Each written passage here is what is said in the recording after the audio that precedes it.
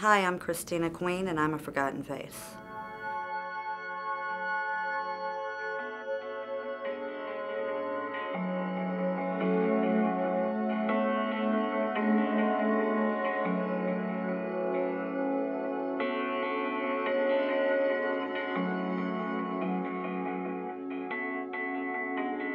I absolutely did not realize how quickly someone can come from the situation that we were in.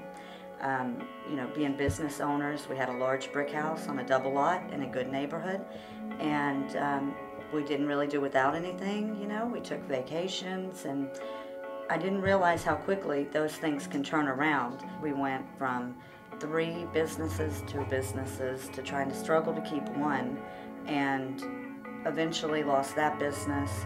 It was embarrassing. It was something I tried to hide, and then it was also very stressful. Like, I started doing worse and worse in school because I was extremely stressed out about the home situation.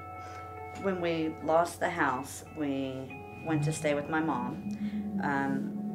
There wasn't really room there, but we thought we would keep the little bit of savings that we had left to live on. I think we made it there for about 2 weeks before we realized that it was probably not the right decision. So we ended up staying in a weekly, extended stay. There became a point where we couldn't even pay the payment at the budget inn.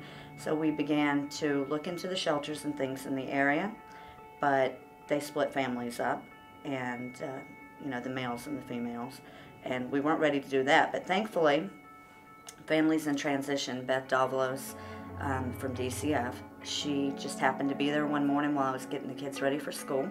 I think we had just a couple of days left there before we didn't really know what we were going to do. Absolute just desperation. And she said since the kids were in school in that county that we were automatically eligible, and she was going to take care of the next 2 weeks.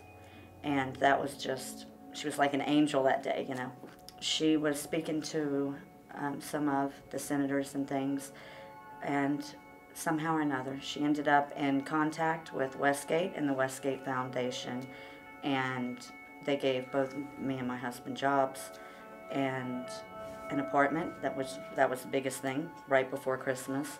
And so we've been there now since December, and we both love our jobs, and of course we love our apartment. So Beth Davalos was working with people to be able to go to Congress to testify, and she thought I'd be a good candidate to go up there and help speak, so she called and asked if I'd like to, and I said of course.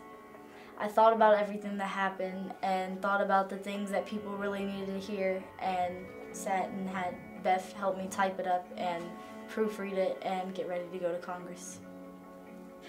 you can't get assistance from government agencies like HUD, HAP.